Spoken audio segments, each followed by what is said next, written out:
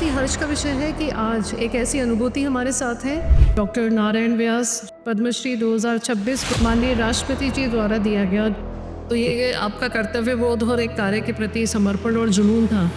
भारतीय संस्कृति धरोहर को जानने का कि हमारे पूर्वज कैसे थे, कैसे रहा करते थे, कैसे कैसे सभ्यताओं का विकास हुआ। ये तो कठिनाइयाँ तो होती है काम में, जब इनका जो परिणाम निकलता है परिणाम इतना अच्छा निकलता है कि हम सारी कठिनाइयाँ भूल जाते हैं। ऐसे ही डॉक्टर श्रीधर वाकनकर जी के आप परम शिष्य रहे हैं। वो उनका क्या है, वाकनकर जी का बिल्कुल सारा जीवन उच्च विचार ये कहावत वैसी ही थी। वो बस की छत पर मैं और वाकनकर जी को 3 लोग हम उज्जैन तक बस की छत के ऊपर बैठ के आप पद्मश्री तक पहुंचे हैं, इसका मुख्य श्रेय आप किसको देना चाहते हैं?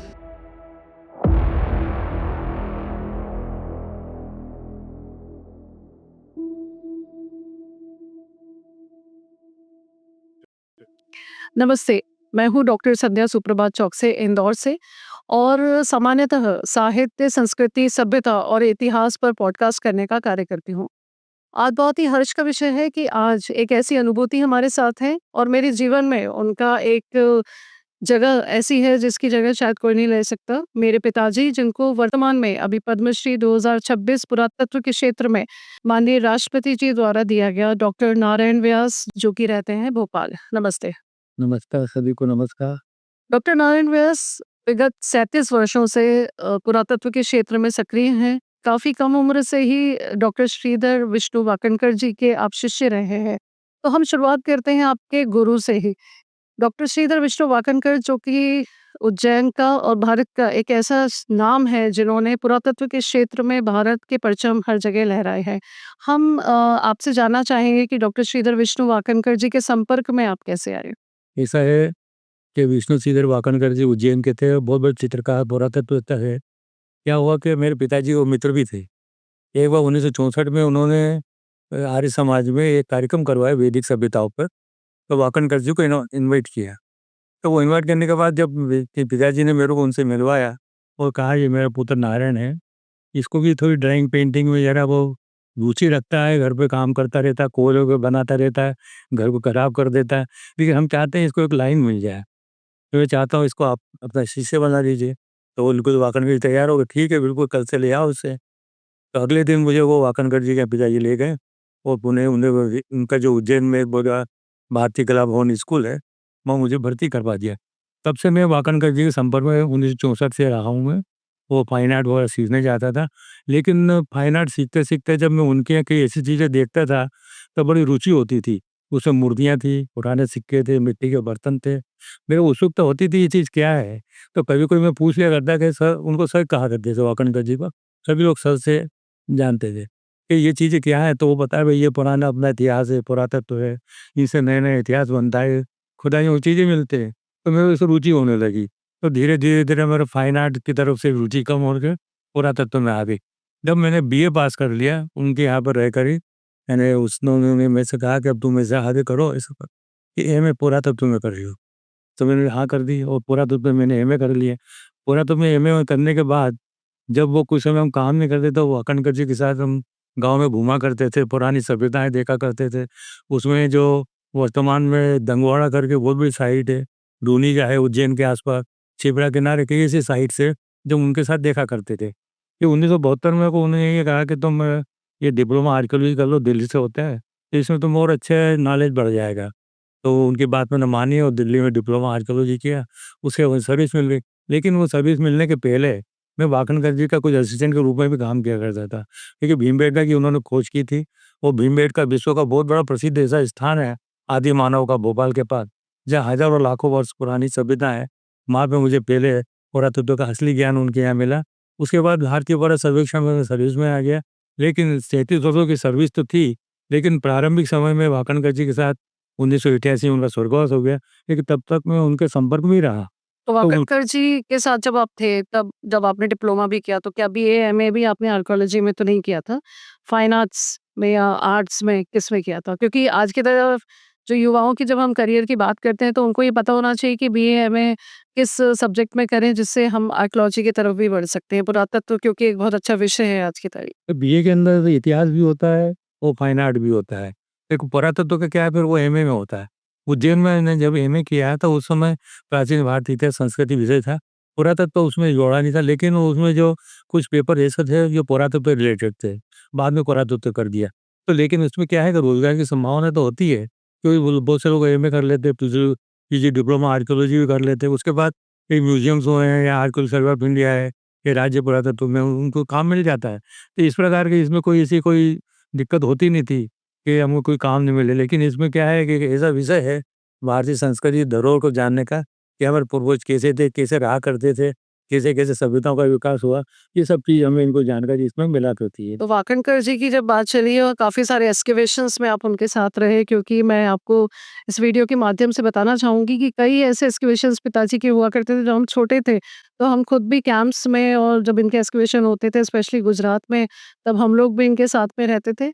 और उन एक्सकवेशंस में ऐसा कोई बहुत प्रमुख संस्मरण आपको वाकणकर जी के साथ में ध्यान हो जो बहुत ही इस टाइप का था कि जिसमें लोग सोच भी नहीं सकते और उसकी खोज उन्होंने करी? ऐसा है कि वाकणकर जी के साथ मेरा जो प्रमुख एक्सकवेशन था वो भीमबेटका तक है।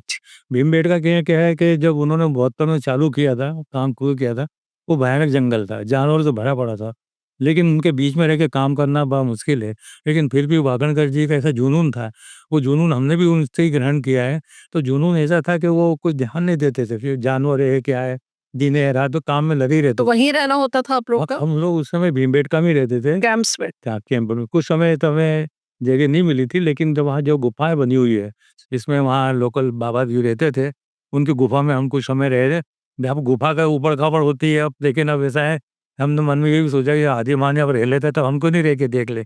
इसमें कुछ समय गुज़ारा, लेकिन बाद में वहाँ एक छोटी-सी नदी है, जिसे जामन झील भी बोलते हैं। इसके किनारे हम लोगों ने कैंप लगाया और कैंप में रहा करते थे। और सुबह जल्दी चले जाते थे और शाम तक वहाँ रहते थे। और जब समय मिलता, तो भीमबेटका का सर्वे किया करते थे। तो भीमबेटका का जो पूरा एरिया 10 किलोमीटर का है, उस 10 किलोमीटर में लगभग 600 या 700 करीब रॉक शेल्टर्स हैं, जिसमें आदि मानव रहा करता था। और अधिकतर उसमें पेंटिंग बने हुए हैं। जो तत्कालीन समय की जानवरों की जानकारी मिलती है, पहनावे की जानकारी मिलती है, अस्त्र-शस्त्र की जानकारी मिलती है, पशुओं की जानकारी मिलती है, नृत्य की जानकारी मिलती है, वो हमें मिला करती। तो ये सब तो बड़ी अद्भुत चीज़ें थी। और जो कि वो भीमबेटका अपन नाम से ही वो लगता है कि पांडवों से संबंधित है। तो वहाँ जितने भी स्थान हैं, वो पांडवों के नाम से होते हैं। जैसे हम वहाँ गाँव में प्रवेश करेंगे तो एक बियापुर गाँव है, तो ऐसा कहते हैं इसका नाम भीमपुर था। आगे एक पंडापुर गाँव है, उजाड़ गाँव है, तो कहते हैं यहाँ पांडव रहा करते थे। फिर एक भीमबेटका का जो ग्रुप है, मेन ग्रुप, वो भीमबेटका कहते हैं भीम की यहाँ बैठक थी, भीम बैठा करता था। और उसके पीछे 2 पहाड़ और है, उसका नाम है लाखा-जुआ। तो ऐसा गाँव वालों का मानना है कि यहाँ लाखा-जुआर ऐसा जंगल है जिसमें पहले कभी लाख का महल रहा होगा, जहाँ ये पांडव रुके थे और दुर्योधन ने अपने षड्यंत्र से उसे जलाया था।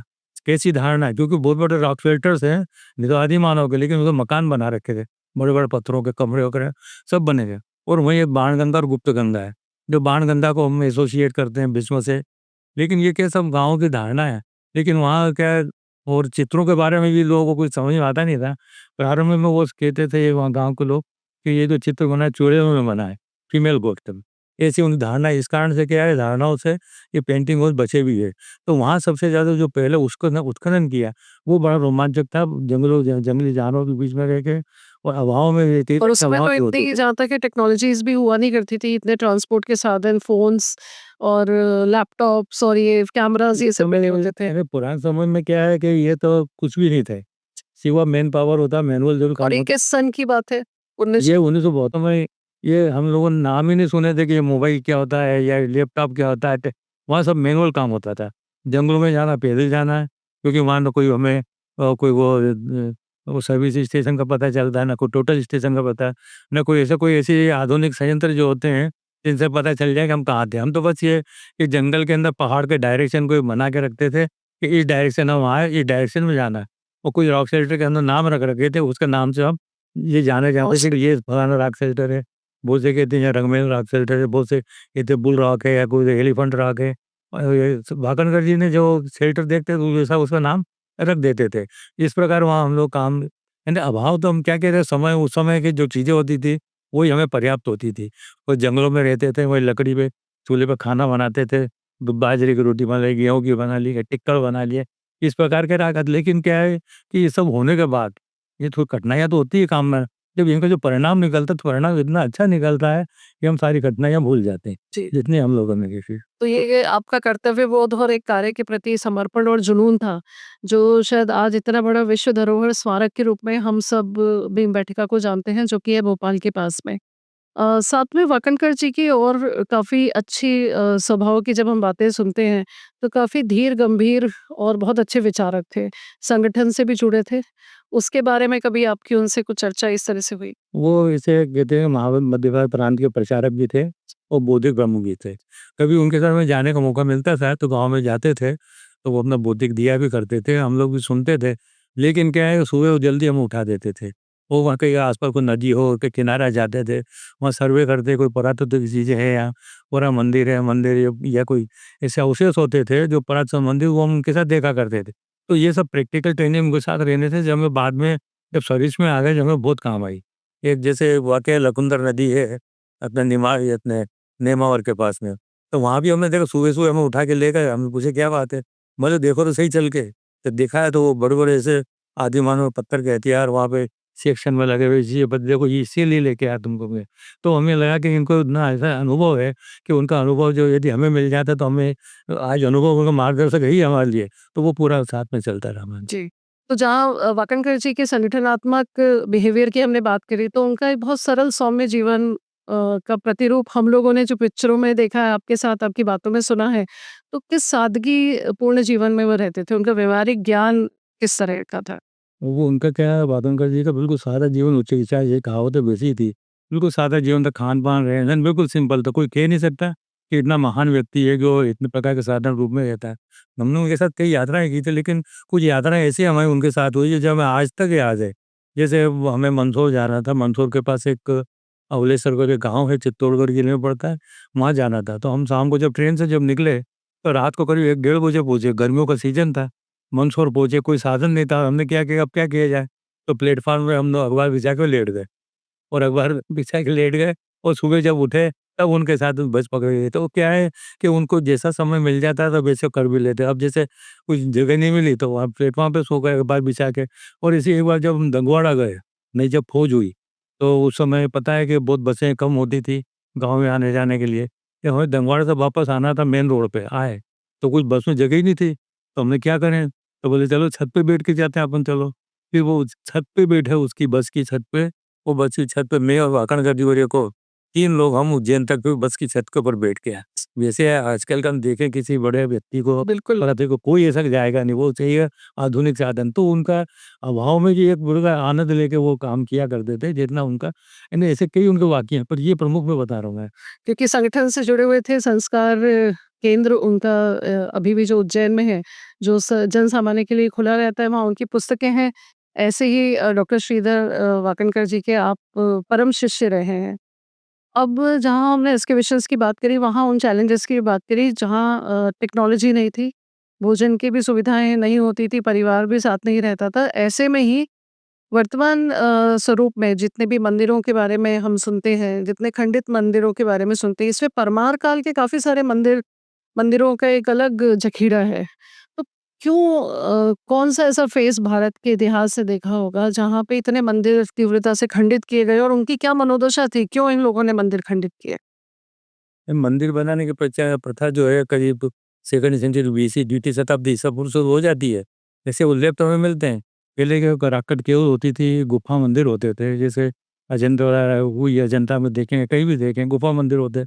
बीते साल धीरे-धीरे वो ईश्वर के रूप में हुए और ये छठी 7वीं शताब्दी तक मंदिरों का विकास होता रहा। लेकिन एक 8वीं-9वीं शताब्दी से 12वीं शताब्दी का ऐसा दौर आया कि पूरे भारत के अंदर ये मंदिर बनने की प्रारंभ हो गई। और सबसे पहले हम कहें मंदिरों के बारे में, तो सबसे पहला मंदिर जो विदिशा में बना, सांची में। सांची में उसको नंबरिंग किया 17 नंबर है, बुद्ध का मंदिर है, छोटा-सा स्ट्रक्चर के रूप में है। उससे पहले उदयगिरी की गुफाएँ मंदिर के रूप में जानी जाती थी। लेकिन वो आधा मंदिर होता था, आधी गुफा होती थी। Partly rock cut, partly structure है और उसका विकास हम सांची में देखते हैं। तो सांची में जो मंदिर सबसे पहले बना, वो गुफा नंबर वो मंदिर क्रमांक है कि 17 नंबर है, उसको आइडेंटिफ़ाई करने के लिए किया।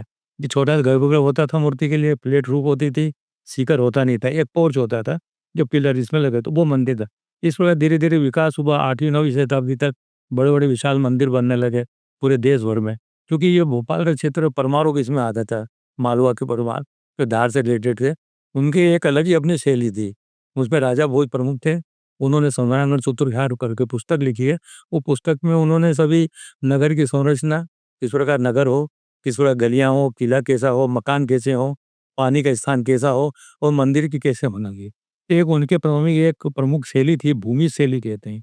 तो परमारों की भूमि से तो जितने मंदिर होते हैं भूमि शैली से बनते हैं, उसको डेक्कनी स्टाइल भी कहते हैं स्थापत्य की भाषा में। तो इसमें मंदिर जो बनता है एक प्लेटफॉर्म पे होता है, तो उसपे एक रेखा शिखर बनता है, एक नीचे नीचे से लाइन नीचे जाती रखा है जैसी ऊपर तक चली जाती, चारों कोनों से जाती। तो उस समय छोटी छोटी उसमें शिखर में मंजरियाँ बनी होती थी, डेकोरेशन होता था और चारों तरफ से मूर्तियाँ लगी रहती थी। तो इस प्रकार की जो मंदिरों में 5 प्रकार की मूर्तियाँ वो बनाया करते थे। जैसे पहले गर्भगृह में मुख्य देव की मूर्ति होती थी, उसके बाहर देवी-देवताएँ होते थे, अप्सराएँ होती थी, जनजीवन की मूर्तियाँ होती थी, पशु-पक्षियों की होती थी, जलचर, नभचर सबकी इस पर 5 प्रकार की मूर्तियाँ हर मंदिर में हुआ करती। तो इनकी जो भूमि शैली है राजस्थान में भी गई है, मालवा में भी गई है, डेक्कन का एरिया थोड़ा महाराष्ट्र के एरिया में भी गई है, ऐसे कई जगह गई है। इस प्रकार वो परमाणु की शैली चली। वो पूरे मध्य प्रदेश में आप देखें, इनका जो अभी जो वर्तमान में सबसे प्रसिद्ध मंदिर है उदयपुर का उदेश्वर मंदिर है, गंज बासोदा के पास में और नेमावर का मंदिर है। और भोजपुर में भी हम देखेंगे भोपाल के बाद भोजपुर, ये भी उनका बनाया हुआ है। ऐसा कहते हैं 5 मंदिर बनाने का प्लान था, इसमें 3 के अवशेष है और कुछ के अवशेष वहाँ अब देखने को मिलते हैं। इस प्रकार 5 मंदिर बा तो जहाँ जब भी हम सर्वे करते हैं तो मंदिरों के खंडहर वगैरह ये हमें देखने को मिलते हैं, जगह जब हम जाते हैं देखते हैं। इस प्रकार मंदिर स्थापत्य कला 12वीं शताब्दी तक अच्छी चली, उसके बाद धीरे-धीरे इसका पतन होने लगा।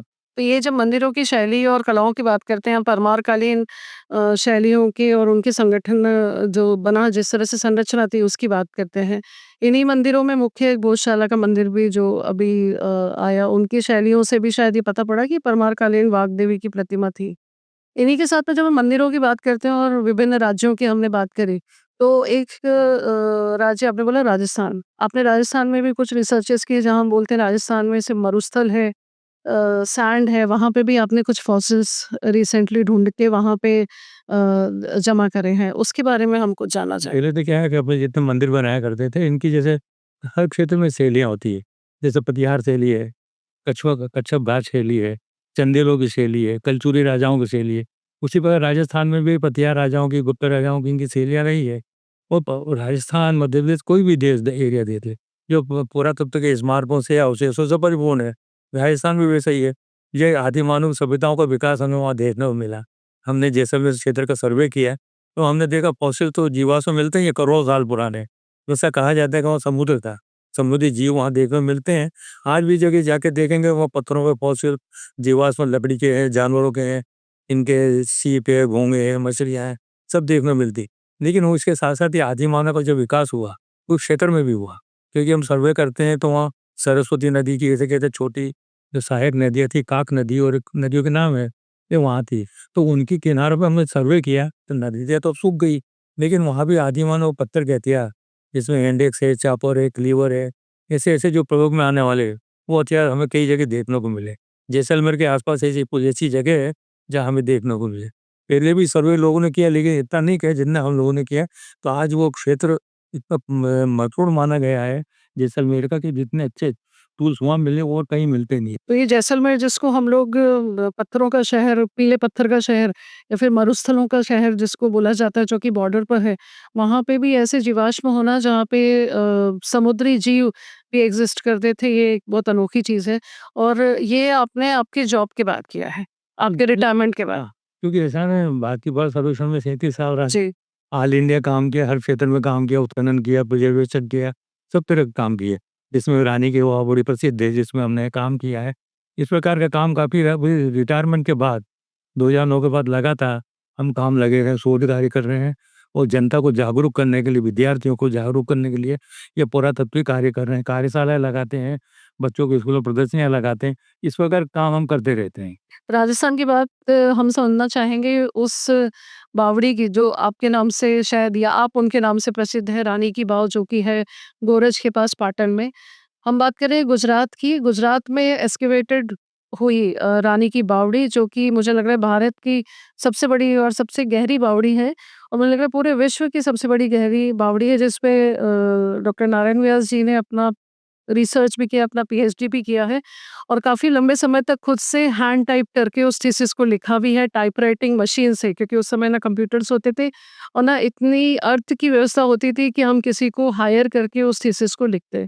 ऐसा बहुत कम देखा जाता है और उसी रानी की बावड़ी को स्थापित किया प्रधानमंत्री कार्यालय से। 100 रुपए के नोट को जब आप पलटते हैं तो उसमें रानी की बावड़ी का एक चित्र है, वो एक्सकेवेटेड थी डॉक्टर नारायण व्यास जी द्वारा। उसके बारे में और उसमें कितने स्ट्रगल्स आए, क्योंकि काफ़ी डेप्थ में थी और उसको पूरा उतनी लंबी बावड़ी को निकालने में बहुत ज़्यादा चैलेंजेस रहे, लाइफ थ्रेटनिंग एक्सपीरियंसेस रहे होंगे। उसके बारे में आप बताइए? इसे रानी की बावड़ी गुजरात में वापी भाव बोलते हैं, संस्कृत में वापी बोलते हैं, हम लोग बावड़ी बोलते हैं। जी। इस टाइप पे जिसे कहते हैं, क्योंकि पहले जब वो बड़ौदा का क्षेत्र था, वो बड़ौदा राज्य कहता था, उनका भी पुरातत्व विभाग था। तो उनके पुरातत्व विभाग ने कुछ रानी की वाव का थोड़ा काम किया था, कुछ एक्सकवेशन किया था, लेकिन वो नहीं के बराबर था। जब आज़ादी का भारतीय पुरातत्व सर्वेक्षण ने अपना काम हाथ में लिया, उसमें कुछ काम किया।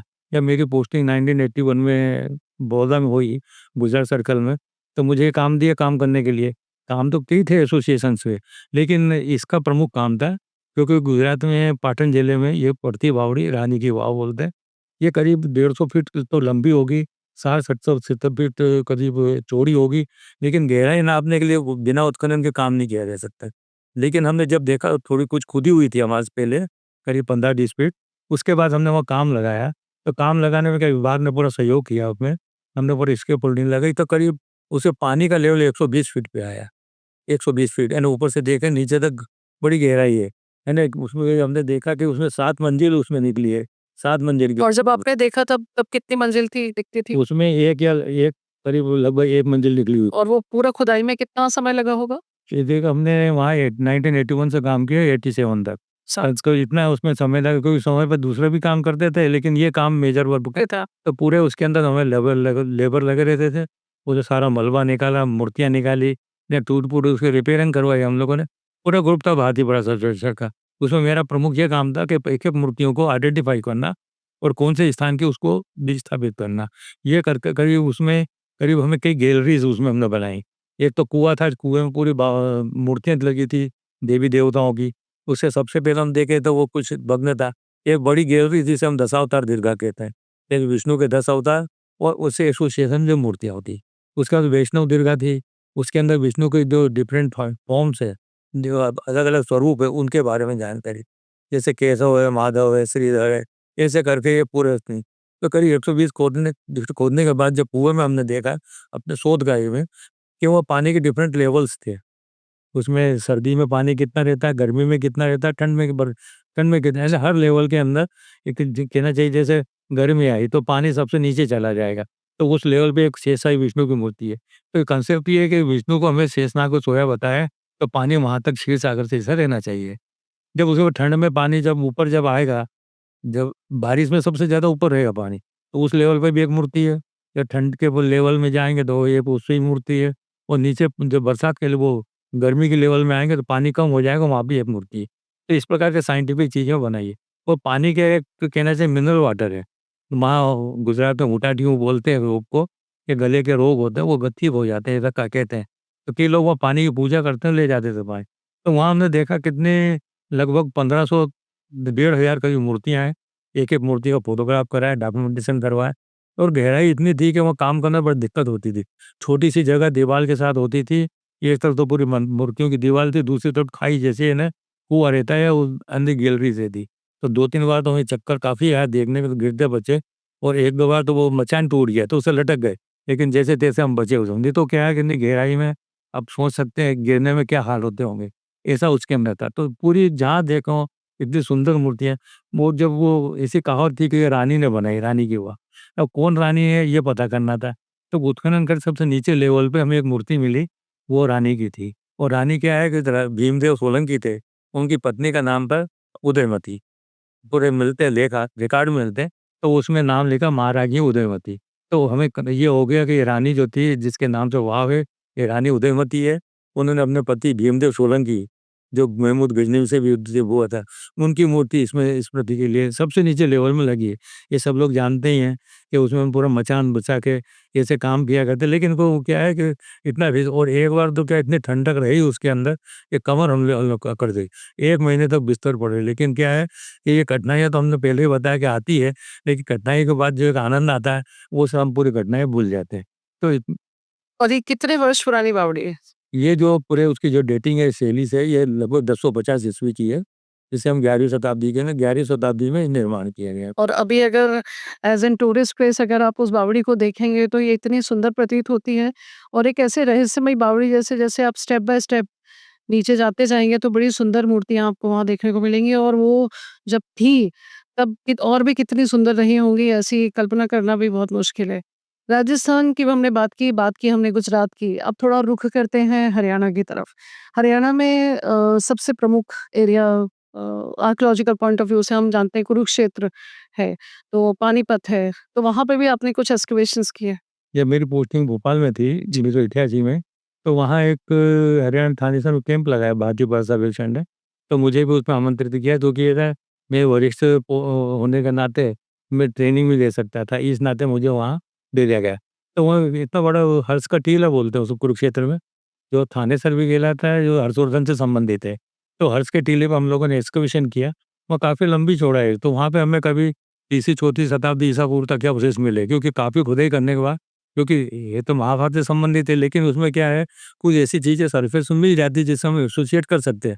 लेकिन अभी उसमें होना अभी और बाकी है, जो भी काम वहाँ पे संभवतः चल भी रहा होगा। इतनी गहराई से एक्सकवेशन करना है ना, बहुत बड़ा मुश्किल होता है, क्योंकि वहाँ मिट्टी का डिपॉज़िट बहुत है, तो डिपॉज़िट के नीचे काम करना बहुत मुश्किल होता है। फिर भी वो कुछ लोगों ने वो काम तो किया, मैं भी वहाँ कुछ समय रहा हूँ, करीब 3-4 महीने रहा, तो यही काम मैंने किया है, लेकिन मौर्य काल तक हम वहाँ पहुँच चुके थे। जो कितने क्या एविडेंसेस वहाँ मिले हैं? इसमें जो एविडेंसेस में कुछ बोन्स मिलती है, कुछ ये पुराने समय में मिट्टी के पात्र मिलते हैं, सिक्के मिलते हैं जो पुराने समय में चला करते हैं, वो चीज़ें उसमें मिली, उससे वो डेटिंग की जाती है। अच्छा। राजस्थान, हरियाणा और गुजरात के बाद सबसे मुख्य मध्य प्रदेश। मध्य प्रदेश में रिसेंटली अभी हमने आपका एक आर्टिकल पढ़ा कि जैसे हम कहते हैं कि विश्व की सबसे लंबी दीवार है चाइना की, वैसे ही विश्व की दूसरी लंबी दीवार वो हम क्लेम करते हैं कि वो रायसेन के पास में है और उसका एक्सकवेशन में भी मुख्य हाथ सक्रियता से आपका ही था। Great wall of Raisen. हाँ, ये जो रायसेन जिला भोपाल के पास में है, ये बहुत बड़ा जिला है, जिसमें कई नदियाँ भी है, विशेष से नर्मदा नदी भी है। तो वहाँ पे क्या है, नर्मदा के तट से कुछ ही दूरी पर देवरी एरिया, देवरी तहसील है, वहाँ एक गोरखपुर गाँव है। जब हम लोग गाँव का सर्वे किया करते थे, तो वहाँ के कुछ लोगों ने हमें बताया, हमारे उनमें इतिहास संकलन समिति से भी जुड़ा हूँ, तो हमें पता है कि ऐसे वहाँ गाँव के अंदर बड़ी बड़ी दीवार है, अवशेष है, बहुत सी चीज़ें हैं। तो पहले तो हमने अनदेखी कर दी, लेकिन बाद में जब हमें लगा कि कुछ आवश्यक यानी बहुत महत्वपूर्ण जगह होना चाहिए, तो हम हमारी टीम के साथ गए, तो देखा वाक़ई में बड़ी विशाल दीवार है। पूरा नगर उसमें बसा हुआ है पुराने समय का, लगभग 11वीं शताब्दी का। क्योंकि वहाँ जो मंदिरों के जो खंडहर मिले, वो 11वीं शताब्दी के हैं, जो परमार काल के होते थे। वहाँ हमें कई मंदिर हैं, लेकिन है ये अनगिनत इतने मंदिरों के अवशेष देखे, और वहीं उनको सुरक्षात्मक दृष्टि से एक वो दीवार निर्माण की गई होगी उस समय। क्योंकि क्या था कि परमारों और कलचुरी राजाओं में आपस में अनुभव होती थी। उस एरिया में कलचुरी शासक भी थे जबलपुर के, वो इधर परमार शासक मालवा के भी थे। तो आपने युद्ध बचने के लिए, सुरक्षा के लिए परमारों ने बहुत लंबी दीवार बनाई। वहाँ जो ऐसी धारणा है कि ये दीवार लगभग 80 किलोमीटर लंबी है। अच्छा, अ, कहाँ से कहाँ तक रही हो? ये गोरखपुर गाँव है देवरी के पास, वहाँ से शुरू होती है और बारी-बरेली तक जाती है। लेकिन कहीं तक 15, 20, 25 किलोमीटर तक तो हमने देखी भी है, उसके अवशेष देखे। लेकिन आगे क्या है कि काफ़ी जैसे गाँव वाले पत्थर निकाल लेते हैं, वैसे उसमें निकल चुके हैं, लेकिन वो अभी सर्वे बाकी है। तो हमें वो जो धारणा है पुरानी 80 किलोमीटर की, वो हमें देखना है। क्योंकि भारत में अभी तक तो जो इमारत कई मिली है, रणथंभौर की, वही क्या चाहिए कुंभलगढ़ की, लगभग 40 किलोमीटर की दीवार है जो पूरा परकोटा है। इसी प्रकार की लगभग ये मानना चाहिए कि ये 80 किलोमीटर की है, तो वहाँ से बड़ी होगी। लेकिन मैंने वहाँ देखा है कि वो लंबी-चौड़ी दीवार है और दीवार सुरक्षा के पूरे ध्यान रखे हुए हैं, भूल-भुलैया जैसे बनी है। वहाँ पर एक कुछ डैम बना था कुछ समय पहले, उस समय भी कुछ थोड़े नष्ट हो गए थे, लेकिन वो सब अवशेष बचे रहे। वहाँ पे सबसे बड़ी चीज़ है रेज़िडेंशियल जो कॉलोनी बनी हुई है, वो बड़ी पुरानी है। तो उसका अभी सर्वे अभी कुछ हम लोगों से बात की है, लेकिन अभी हमने ये 2014 में इसकी खोज की थी, फिर भी ऐसे शासन से हमने रिक्वेस्ट भी की है इसको संरक्षण करने के लिए, और जल्दी वो सिटी संरक्षित भी हो जाएगी। तो भारत में भौगोलिक दृष्टि से या फिर पूरे विश्व के दृष्टि से जितने भी सुंदर आर्किटेक्ट या मूर्ति कलाएँ हो चुकी है, उसमें सबसे सुंदर जो चित्र मिलते हैं वो शायद भारत में ही हैं। इन मूर्तियों में, इन स्मारकों में आपके हिसाब से सबसे सुंदर स्मारक और आपके सबसे हृदय के समीप स्मारक कौन-सा है? ऐसा है कि यहाँ तो स्मारक तो बहुत है, पर जितना मुझे सांची से लगाव है, सांची के जो स्तूप है, बुद्ध स्तूप जो विश्व शांति का संदेश देते हैं, उससे मुझे सबसे ज़्यादा लगाव है और उसकी जो मूर्ति कला है अद्भुत है। और दूसरी क्या है कि पत्थर के कारीगर तो मूर्तियाँ बनाते हैं, लेकिन यहाँ जो तोरण द्वार बना है हाथी के दाँत के कारीगरों ने बनाया, ये सबसे बड़ी विशेषता है। जी। सब तो ये मूर्तिकार बनाते थे, लेकिन सांची में आप देखिए कि अभिलेख मैंने एक अभिलेख ऐसा है जिसमें उल्लेख है कि जो सांची के जितना तोरण द्वार है, इन पर जो अलंकरण किया है विदिशा के हाथी दाँत के कारीगरों ने किया है। क्योंकि हाथी दाँत का कारीगर बड़े प्रसिद्ध थे वहाँ से, जगह-जगह जाती थी वहाँ की मूर्तियाँ, जो हाथी दाँत की होती थी, तो पूरे उल्लेख वहाँ मिले हैं। क्योंकि वहाँ कुछ स्तंभ पे कोई हाथी भी में है, जो भार उठाए हुए हैं, उनके दाँत की जगह पोली है, लेकिन कहते हैं इसके दाँतों में भी यहाँ पर हाथी दाँत लगाए हुए थे, जो बाद में निकल गए।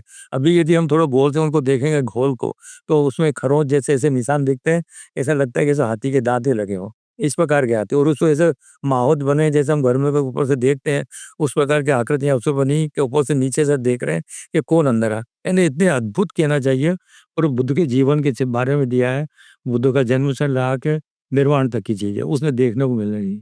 जब आपने इतने वर्ष हमने बात की कि आपने इतने वर्ष पुरातत्व में और समाज सेवा में और जैसे जब बुलाया कि यहाँ पे व्यास जी कोई सा फॉसिल दिख रहा है, वहाँ पे कोई सा मंदिर दिखता है या कहीं विरले ही कोई कई लोग ग्रामीणवासी आपको बुलाते हैं कि जहाँ पे उनको कुछ खंडित चीज़ें दिखती है, जीवाश्म दिखते हैं, तो आप निस्वार्थ भाव से, सेवा भाव की दृष्टि से अब रिटायरमेंट के बाद वहाँ चले जाते हैं, उसका मूल्यांकन करने या उसको देखने या उसको प्रमाणित करने।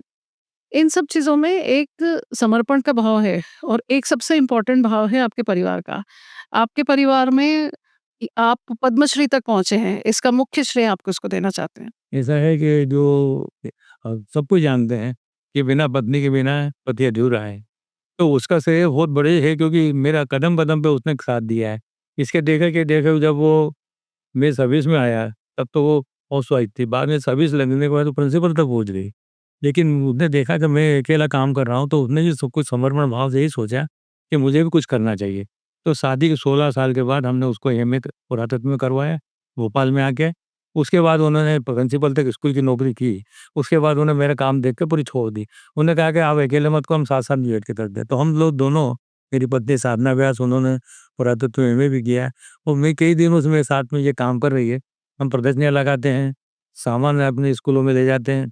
मैं भी समझाता हूँ, वो भी समझाते हैं, क्योंकि वो सोशल साइंस की वो टीचर भी रह चुकी है। तो उसको इससे ज़्यादा ज्ञान है, तो वो बच्चों को जो समझाने की शैली उनकी है, उतनी मेरी भी नहीं है, जितनी वो समझाती है। इस प्रकार का ज्ञान में आगे बढ़ाने में पत्नी का ज़रूर हाथ हमारा होता है और वो उसके आज भी हमारे साथ में वो काम कहते कंधे से कंधा लगा के चलती है, वो काम कर। जैसे आप प्रदर्शनियों की बात कर रहे हैं, तो आप किसी हॉबी ग्रुप के संरक्षक भी हैं, अध्यक्ष हैं। ये क्या हॉबी ग्रुप क्या होता है? एक हमने जब मन में ये विचार किया हम दोस्त लोगों ने कि देखो हम तो आगे बढ़ ही रहे हैं। हम चाहते हैं कि बहुत से लोग हमारे साथी हैं जो पीछे हैं, तो वो पीछे क्यों रहे? उनको भी हमें आगे लाना चाहिए। कि हमारे जो परिचित लोगों में गाने वाले भी अच्छे हैं, लिखने वाले भी अच्छे हैं, कलाकार भी अच्छे हैं, मूर्तिकार भी अच्छे हैं, लेकिन उनको कोई पूछता नहीं है। तो हमने कहा क्यों ना एक हम सोसाइटी बना लें। तो मिलके हम लोगों ने कुछ लोगों ने मिलके सोसाइटी बनी, उसमें हमने भी सदस्य बनाए लोगों को। उसमें जो कलाकार होते हैं या काम करने वाले होते हैं, कवि लेखक जैसे भी होते हैं, जिनको चांस नहीं मिलता आगे आने का, हम उनको ले लेके आगे आ रहे हैं। ये हमने उद्देश्य बना के सोसाइटी बनाई है। वो कई जगह हम इसकी एग्जीबिशन भी लगाते हैं, अपने काम भी करते हैं। जैसे अभी वो विश्व अभी संग्रहालय दिवस था, तो हमने हम सब लोगों की प्रदर्शनी लगवाई। और जैसे अंतर्राष्ट्रीय रामायण सम्मेलन होता है, उसमें भी उन लोगों की प्रदर्शनियाँ लगवाते हैं। इस प्रकार हम लोगों को आगे बढ़ाने का काम करते हैं। कहते हैं हम तो आगे बढ़ ही रहे हैं, बढ़ ही गए आगे। लेकिन हम तो पीछे पलट के देखते-देखते हमारे साथी लोग बहुत दूर हो रहे हैं। तो हम सोचते हैं उनको भी हाथ पकड़ के हम आगे लेके आएँ, वो भी हमारे साथ मुख्य धारा में। तो ऐसी सोच अगर देश में सभी की हो तो निश्चित ही ये जो भारत है, वो सिरमौर बनने से कोई भी नहीं रोक सकता। साथ-साथ में आपकी प्रदर्शनी बहुत फ़ेमस है बच्चों के बीच में इनफैक्ट पूरे भारत में आपने ऐसी कई प्रदर्शनियाँ लगाई हैं जिसका नाम है मेरे देश की माटी। तो इसका क्या मतलब है और इसमें आप क्या दिखाते हैं बच्चों को? क्या आप फॉसिल्स लेके जाते हैं या उसका इतना पब्लिसिटी किस तरह से हो चुकी है? ऐसा है कि अपने देश में कोरोना फैला था 2021-22 के अंदर, हम लोग भी उसके शिकार हुए, इंदौर जाए थे। लेकिन जब ठीक होने के बाद हमने एक गाना सुना और उस समय सौभाग्य की बात है, आज़ादी का अमृत महोत्सव पर प्रारंभ हुआ भारत सरकार की तरफ से, प्रधानमंत्री जी ने प्रारंभ करा है कि 75 साल आज़ादी के हो गए। तो इस वक़्त ऐसा नया काम क्या करें जिससे लोगों को लगे कि ये चीज़ें कुछ नई चीज़ें हैं। तो तभी हमने एक हमारे उज्जैन के एक बहुत बड़े गीतकार थे, वो कवि प्रदीप, जो फ़िल्म के बड़े अच्छे माने जाते थे, लेकिन इंदौर के उज्जैन के रहने वाले। उनका गाना सुना, आओ बच्चों तुम्हें दिखाई जहांगीर हिंदुस्तान की, इस मिट्टी से सिलक करो ये धरती है बलिदान की। तो मेरे को ये बड़ा नया सब्जेक्ट लगा, क्योंकि मैं इंदौर में था, तो मैंने कहा पता किया इंदौर में कौन शहीद हुआ है। तो सबसे पहले पता चला वो यहाँ के राणा बख्तावर सिंह, जो अमजेरा स्टेट के शासक थे, उनको इंदौर में फांसी दी थी। तो मैं इंदौर में वो जगह ढूँढी, एमआई ऑफिसर के पास, और आज भी वो नीम का पेड़ है जहाँ जो फांसी दी हुई थी। तो वहाँ पे उस स्थान की मैं मिट्टी ली और सर पे लगाया हुआ है। वो तात्या टोपे की भी ली, लक्ष्मीबाई की भी ली। ऐसे कर लगभग 150 लोगों की मैंने प्रदेश भर से या आगे से मिट्टी में लेके आया, मैंने मंगवाई वहाँ से। जब मैं स्कूलों में प्रदर्शनी लगाते थे, कई जगह इसकी प्रदर्शनी लगाए हम, वो बड़ी सफल भी रही। बच्चे पूछते हैं मिट्टी तो मिट्टी, इससे कैसे पता चलेगा हम लोगों को? तो मैं तो गाना बताता वो, और दूसरा ये बताता कि समझो आपको एक सुई चुभ गई, इससे कितना दर्द हुआ। और ये जो स्वतंत्रता संग्राम सेनानी थे जिन्होंने हमें आज़ादी दिलवाई, उनको गोली लगी या फांसी लगी, उनको कितनी तकलीफ हुई होगी, ये सोचो। ये उन लोगों ने ये जो आज़ादी दिलवाई है, कोई उन्होंने अपने लिए थोड़ी की, उन्हें आज हमारे लिए की है, जो आज हम स्वतंत्र बैठे हैं, इसलिए मिट्टी का महत्व वहाँ है। तो बच्चे बड़े रोमांचित हो जाते थे। तो उनको देखा कि वाक़ई में ये सब चीज़ें, जब चंद्रशेखर आज़ाद की मिट्टी जब बच्चे ने हाथ में ली, तो हमने कहा देखो ये शहीद हो गए, खुद को गोली लगाई, खुद शहीद हो गए चंद्रशेखर आज़ाद, उसकी मिट्टी। तो बच्चे एकदम सब सबका क्या कहना चाहिए, रोमांचित हो गए कि ऐसी उस किसी लोगों की मिट्टी है। तो इस प्रकार कई चीज़ लोगों की हमने करी मिट्टी, इनका जन्म है, स्थान है, और या उससे रिलेटेड जगह है, या शहीद हुए, उनकी सबकी हमने कर दी। और सबसे अनूठी बात इसमें ये है कि इसमें ज़्यादातर स्वतंत्रता संग्राम सेनानी वो हैं जो अबूझे हैं, जो बहुत जगह चिन्हित जिनको नहीं किया गया, जो बहुत ज़्यादा पब्लिसाइज नहीं हुए, ऐसे लोगों की माटी जो है वो आप लोगों ने इकट्ठी कर रखी है। और एक Limca book of world record की भी बात हम करना चाहेंगे कि Limca book of world record सामान्यतः बहुत लोगों को मिलता है, बट आपको Limca book of world record एक बहुत ही अनूठी और विरली चीज़ के लिए मिला है। ये इसके बारे में आप कुछ बताएं। ऐसा है कि हम लोगों का जो ग्रुप है, कुछ ना कुछ हम काम करते ही रहते हैं। तो हमारे ग्रुप में कई लिम्का रिकॉर्ड के अलग-अलग सब्जेक्ट के हैं। तो मेरे जो लिम्का रिकॉर्ड बना है, वो मेरे अनूठे सब्जेक्ट वो है ईंटों का संकलन। पुराने समय की जो ईंटें होती थी ना, लेकिन मैंने ईंटों का संकलन इसलिए किया है कि उससे एक हमें संदेश मिलता है कि हमारे घर में बहुत सुंदर दीवार है। ये जो दीवार से हम एक ईंट ईंट ना ईंट निकाल लो, तो कैसी दीवार खराब हो जाएगी। इस समाज में हर व्यक्ति का अपना एक महत्व है। हर मकान के अंदर एक ईंट का महत्व है। तो क्यों ना हम इस चीज़ को सामने लाएँ, लोगों को ये बताएँ ईंट के महत्व को, तो ये एक महत्व बताते हुए हमने वो और सबसे पुरानी ईंट कौन से सन की? मैंने सबसे पुरानी मौर्य काल की 2 या 300 साल पुरानी, तीसरी शताब्दी ईसा पूर्व की। 2300 2300 इयर्स बैक। ओके।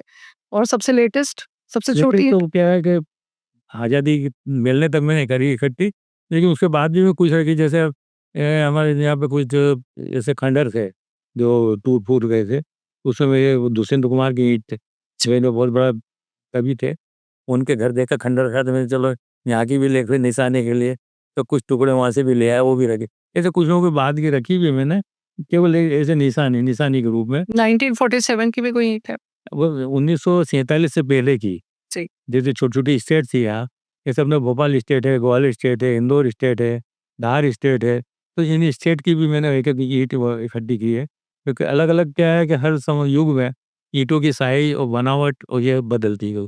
मौर्य काल में अलग थी, शुंग काल में अलग थी, गुप्त काल में अलग थी, मध्यकाल में अलग थी, ये मुगल और सल्तनत पीरियड में अलग थी, और आज़ादी के पहले तक कहना कहना चाहिए सब तरह की ईंटें थी। पूरा लगभग 100 ईंटों से भी अधिक का संकलन मेरे पास है, जो अभी भी घर पे लोग देखते हैं, क्योंकि एक टेक्नोलॉजी है, इसमें पता चलता है कितनी मात्रा में इसको पकाई जाती थी, कितने मजबूत रहे। आज तो हम देखते हैं थोड़ी ईंट को लगाएँ टूट भी जाए, लेकिन उस पुराने समय की ईंट ईंट को पटकेंगे तब भी नहीं टूटेगी। इतनी अच्छी हालत में ईंटें होती थी। आपको ऐसा लगता है कि जो जितनी भी पुरानी चीज़ें हैं, पुरानी स्मृतियाँ आप सहेज के रखते हैं, ये आगे वाली जनरेशन के लिए हमेशा एक इम्पोर्टेंट विषय होना चाहिए? या फिर कहना चाहें कि अभी वर्तमान में जो सरकार है, वो पुरातत्व के प्रति कितनी समर्पित है और कितना ग्रोथ अब पहले की अपेक्षा अभी पुरातत्व के क्षेत्रों में, चाहे हम पुरातत्व की एजुकेशन की बात करें, चाहे हम कॉलेजेस, स्कूल्स की बात करें या हम इंस्टीट्यूट्स की बात करें या फिर टेक्नोलॉजी की बात करें या रिसर्च की बात करें, तो हम अब कितने आगे बढ़ चुके हैं? पुरातत्व क्षेत्र में देखा जाए तो वर्तमान समय में भारत सरकार, राज्य सरकार बहुत काम कर ही रही है।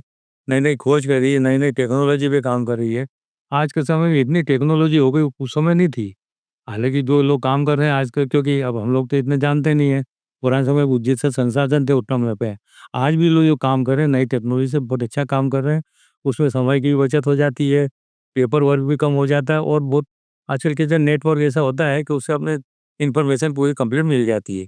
क्योंकि आजकल क्या है, वीडियोग्राफी भी होती है, अपने ये इसकी ड्रोन फोटोग्राफी भी होती है, कई तरह की होती है, उससे लोगों को बहुत समय बच गया।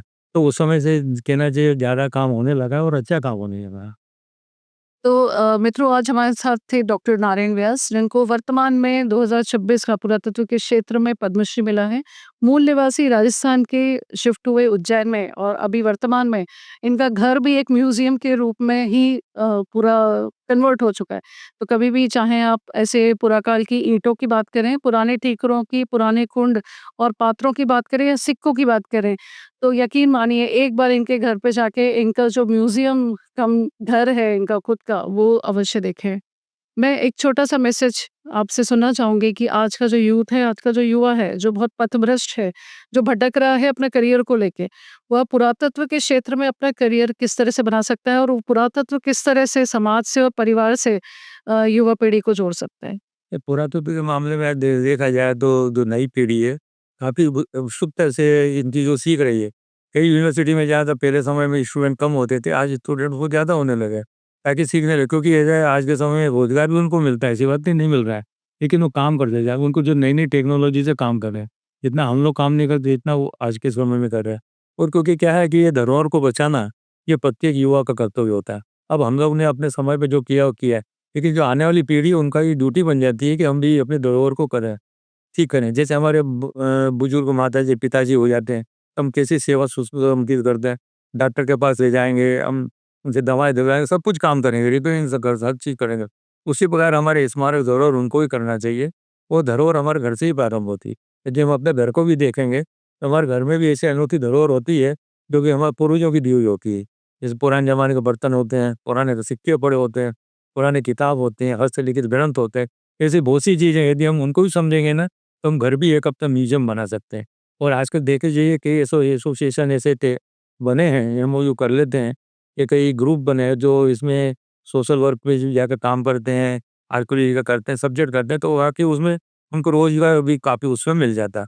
और मैं तो यही कहना चाहूँगा हर व्यक्ति से कि हमारे सब विषय कोई भी हो, हमारी धरोहर सबकी एक है, सभी की एक है और उसको हमें ध्यान रखना है, ताकि आगे आने वाली पीढ़ी उसको सही सलामत उनको देख सके। तो यह है डॉक्टर नारायण व्यास भोपाल से। आपको पद्मश्री अवार्ड होने की बहुत-बहुत शुभकामनाएँ और इतना विषय आज आपने सबके सामने रखा और निश्चित ही हम अभिलाषा करते हैं कि ये वीडियो जिन तक भी पहुँच पा रहा है, पुरातत्व को अपने परिवार के थ्रू सहेजना आरंभ करें बिकॉज़ धरोहर ही असली संस्कृति है। नमस्कार। नमस्कार।